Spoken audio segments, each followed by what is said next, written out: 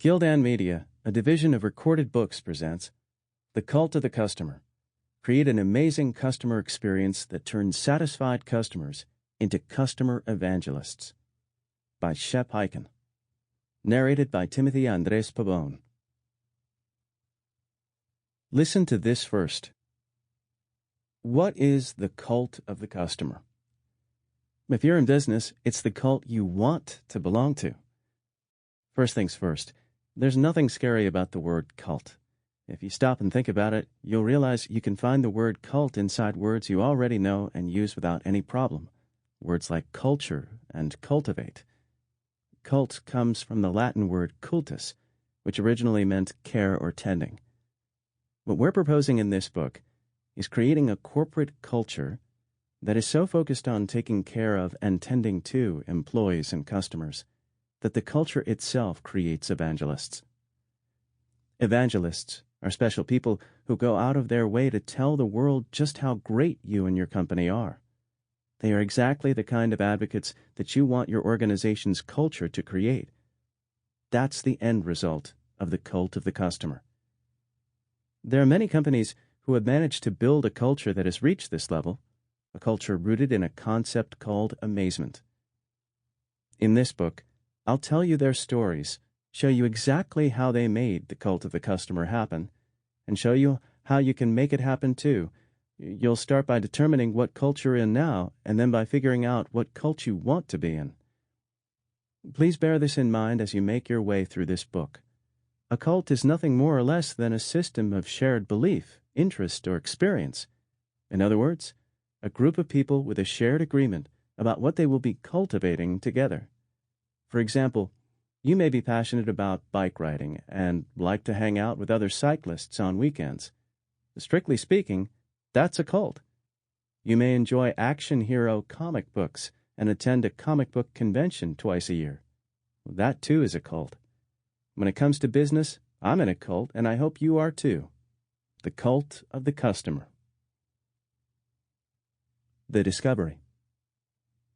Since the mid-1980s, I've been speaking and writing about customer service, internal service, customer loyalty, the customer experience, virtually anything that had to do with building a relationship with the people with whom you work or do business. This book takes everything I've learned over the years to a higher level. It's based on a discovery I made recently. It's something that I've suspected for years, but have only now been able to prove with the examples and principles in this book. Employees and customers live in a parallel world. Years ago, I identified 5 phases that customers go through from the time they first start doing business with you until they become loyal to you and your company. That much was set, even though the names I gave those phases changed over time. Here's the interesting part, the part that matters to you and me as business people. Employees of your company go through identical phases.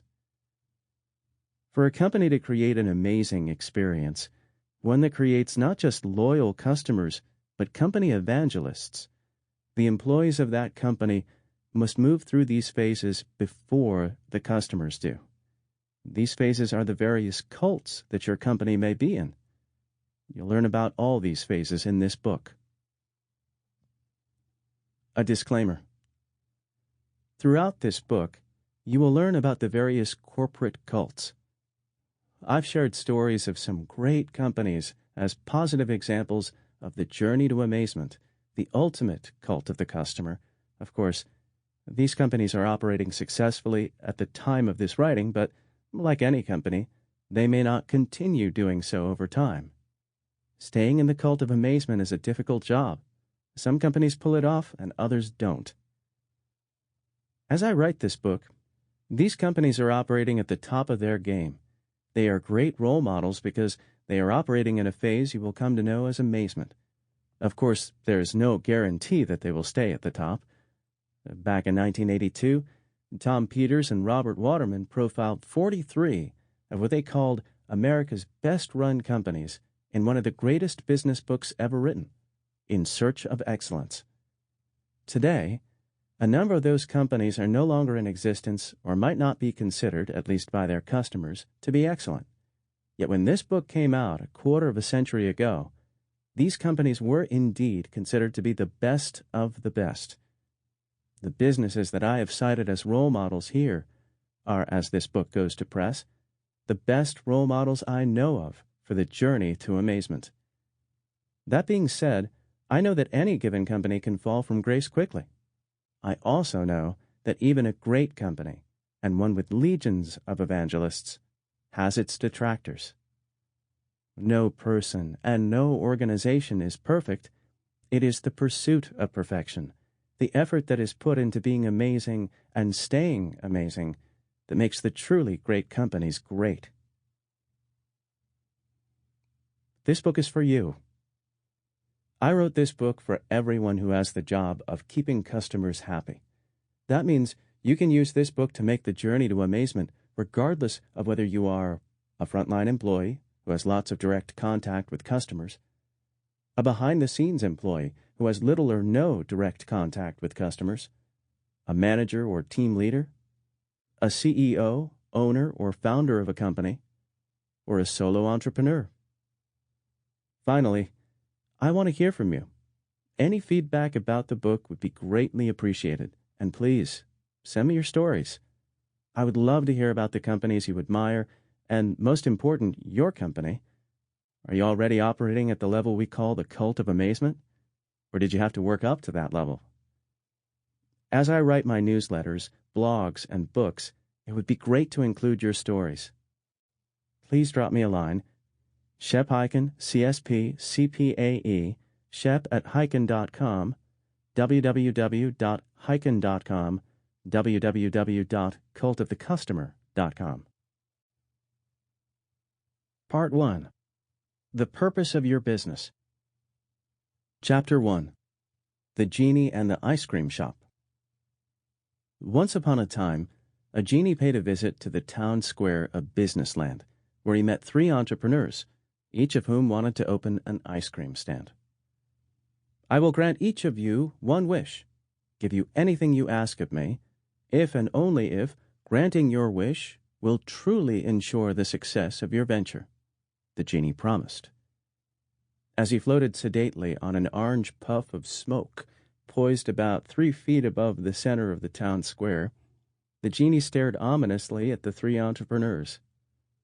"Speak your wish," he said, pointing at the first entrepreneur, "and speak well." The first entrepreneur thought for a moment and then said, "My wish is the best possible ice cream to sell here in Businessland, the most delicious ice cream on earth." "I shall not grant it," said the genie with a frown. "The best ice cream on earth would not guarantee your success." He turned to the second entrepreneur. "Speak your wish, and speak well." The response came quickly. "My wish is that you should grant me the very best location in Businessland, in a place where my ice cream shop will be noticed by all who pass through the city." "I shall not grant it," said the genie, frowning again. "The best location on earth would not guarantee your success." The genie cast a doubtful eye on the third entrepreneur, saying, "Yours is the last wish. Speak it, and speak well." The third entrepreneur smiled confidently. "I have ice cream," she said, "though it may not be the best on earth, and I have a storefront in mind, although it may not be the best location. My wish," she continued in a firm voice, "is that I should have a never-ending supply of loyal customers lined up outside the door of my ice cream shop every day." The genie grinned broadly. "You have spoken well," the genie said. "Your wish is my command." With that he cast a spell, and from that moment on, the third entrepreneur's business thrived, much to the chagrin of the first 2. Without customers, it doesn't matter how good the ice cream is. Without customers, it doesn't matter where you put the ice cream shop. Without customers, you don't have a business. Now, I may not be a genie, and I can't grant you any wishes, but what I can do is give you the tools and information you need to deliver a customer experience that creates loyal customers, the kind of customers who not only keep coming back for more ice cream, but also refer their friends and associates to your ice cream stand or whatever your business is. If you're interested in finding out what will help you transform customers into evangelists, listen on. Chapter 2. Do you need this book? You need this book if your world revolves around customers. And if you're like most of us, that's exactly the group around whom your world does revolve, because customers make business happen. Customers make it possible for us to switch on our lights, pay our employees and our bills, and develop new products and services, essentially grow our businesses. In the end, customers make it possible for our organizations to exist. Customers are to businesses what air is to human beings. They are essential for survival, yet easy to take for granted. Customers make it possible for us to continue with our business and its purpose. So ask yourself, what is the purpose of your business? When I ask people that question at the outset of my speeches, workshops, and seminars, I usually get some variation of make money, make a profit. That's a goal, however, and if you confuse your purpose with your goal, you run the risk of never reaching your goal. Making money and turning a profit are not the purpose of your business. Harvard Business School professor Theodore Levitt writes in his book, The Marketing Imagination, the purpose of every business and organization is to get and keep customers. No matter what you do, and regardless of whether you work for yourself or as part of a larger organization, you depend on your customers for a living. If you hope to succeed in any meaningful sense of that word, you must understand your customers and appreciate what they want. Without customers, your operation is dead. If you fail to satisfy your customers, they will buy from the competition or maybe simply stop buying. By the way, customers can be clients, guests, patrons, patients, members, buyers, readers, subscribers, and any number of other sorts of people. Throughout this book, I will be using the word customer to generally define anyone with whom you do business, anyone who pays you or your organization for any product or service, and I will use the words internal customer to describe people with whom you work and who may at any time be dependent on you or your department. You need this book if you are on the front line dealing with customers, you manage people who are on the front line dealing with customers, you lead an organization, department, or small business that has any employees who are on the front line dealing with customers. You created an organization or have a company that has automated processes your customers interact with, even if those interactions don't involve face-to-face or voice-to-voice contact, such as email, voicemail, websites, or blogs. You lead an already amazing company that wants to stay amazing, or you want to become even more amazing to your customers. Big and small companies alike rely on customers. Organizations with lots of employees, and those with hardly any, rely on customers. Once a customer experiences any aspect of your business, in person, on the phone, or over the internet, you need this book. That's because all of these customers upon whom you and your company rely for business will make their decisions based not simply on customer service, but on the overall customer experience as well. The customer experience comes in part from service, but in the larger sense, it is everything created by any and all contact with your operation. Your goal is to improve the quality of the customer experience. Improving the quality of the customer experience requires doing more than putting up posters claiming the customer is number one. That may or may not improve the decor of the employee lounge, but if that's all you do, it's unlikely to have any impact on what customers actually experience. Improving the quality of your customer's experience requires your organization to create genuine relationships with both its internal and external customers. You'll see why this idea of connecting with internal and external customers is so important in just a moment. For now, though, let me ask you this. Would you say that you have satisfied customers? If you said or thought yes, even for a moment, and felt good about that answer, keep listening.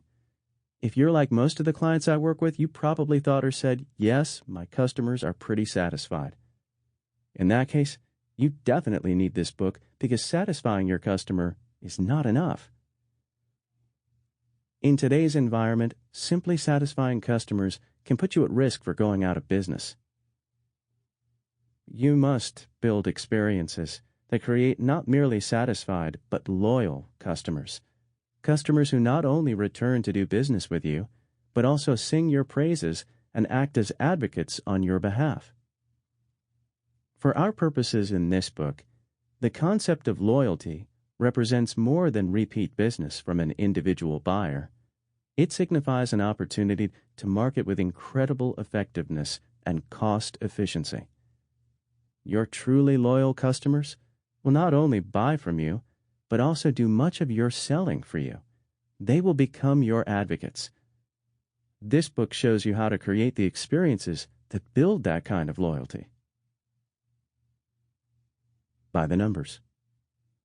Between 60% and 80% of customers who describe themselves as satisfied do not go back to do more business with the company they're satisfied with.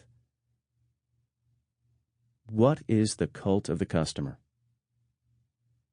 The cult of the customer is a way of looking at experiences and relationships. It is a strategy for consistently delivering not just satisfaction, but amazement. The cult of the customer is a method of operating, working, and living that is focused on the consistent delivery of experiences that I call moments of magic. Moments of magic are the positive touch points that your company and your employees have with customers. There are as many possible touch points as there are customers, and they can come in many different forms: person to person, voice to voice, over the internet, or even via text message.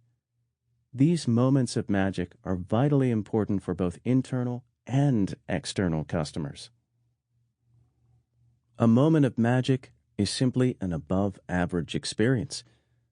Sometimes it's a little bit better than average or satisfactory. Sometimes it's a wow moment or an example of someone truly going the extra mile. An individual moment of magic may not inspire amazement in and of itself, but a sequence of such moments will inspire amazement. Amazement is a central experience within the cult of the customer. It takes time and effort to create these consistent experiences and make your way into the cult of the customer, but it's definitely worth the trouble because the rewards are exponentially higher than any investment you make along the way. Only amazement delivers the legions of unpaid, passionate advocates for your organization that I refer to as the army of evangelists. Make no mistake, these evangelists are not merely satisfied, they are amazed. That's a customer on a whole different level. Most of us, unfortunately, are aiming too low when we aspire to satisfaction, and we usually don't even know we're shooting too low, which is a shame. By the numbers. Stock prices can be positively affected by loyalty. As an example, a recent study by Walker Information for the wireless communications industry indicated that over a 3-year period, the loyalty leaders in the industry outperformed the loyalty laggards by 173%. Why use the word cult? Some people might consider cult to be a bad word. Although some of the most visible cults of modern times are religious or fanatical or sometimes outside the norm, a cult is simply a shared system of belief, experience, or interest. It's part of being human. A group of people who share a deeper than usual passion for a hobby, sport, or type of music can be considered a cult. It is really nothing more than an extreme passion, and in this case, the passion is business and customers. Think of the word cult as being part of the word culture. The culture we want in our business is a cult-like devotion to creating an amazing experience that will turn satisfied customers into evangelists. That is what this book is about, the cult of the customer.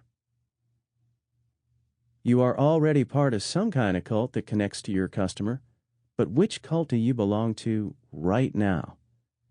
I've already told you about the cult I refer to as the cult of the customer. Here's another way to think about the very same system of belief and experience, the cult of amazement. As its name suggests, the cult is dedicated to delivering amazement. Remember, this is not necessarily the result of perfect customer service, as in never screwing up, but instead the result of making moments of magic part of a consistent, ongoing pattern of experiences. Remember, these are experiences that are simply above average, which the customer comes to expect and rely on. In short, we are creating customer confidence and extraordinary loyalty by creating a consistently above-average customer experience. The key word here is consistency. There is no loyalty without confidence, and there is no confidence without consistency. Now consider this. Amazement is the result of a consistent sequence of moments of magic for both our customers and the people who interact with our customers. Delivering these moments, both internally and externally, is the most important task any organization faces. Why? Because as Ted Levitt points out, the purpose of every business, of every organization, is to get and keep customers. The 5 cults. We'll be talking in much greater detail about the 5 cults later on. But take a listen to these brief descriptions now, and ask yourself which best describes your customer orientation to you and your operation. The cult of uncertainty. The customer says, "What's going to happen?" There is no consistency. Customers simply aren't sure what's going to happen. Some of the customers within this cult know little or nothing about your business because they haven't done business with you before. Some customers may have experienced inconsistencies when they did business with you in the past. The cult of uncertainty is by far the largest cult and has many subdivisions. Service in this cult runs the gamut from unacceptable to average or satisfactory. It is not consistent. Despite occasional signs of excellent service, the experience typically is average at best. Some of the customers within this cult may actually be satisfied. Customers in this cult offer no real loyalty to your business. The cult of alignment. The customer says, "Okay, I hear what you're promising. Prove it to me." The customer is aware of your brand promise and value proposition, which creates at least some curiosity about whether the experience will match the promise. Notice that the customer is not simply uncertain, as in the previous cult, but has a specific expectation. Even though customers know the promise, they have yet to experience it. They want proof. The cult of experience. The customer says, "I had a good experience. What will happen the next time?" This is where you begin to win what advertising and marketing people call top-of-mind awareness for the actual experience, not just the brand. Even after enjoying a good experience, the customer is still not loyal, even though he or she may be satisfied. It takes multiple positive experiences to get customers to the next cult. The cult of ownership.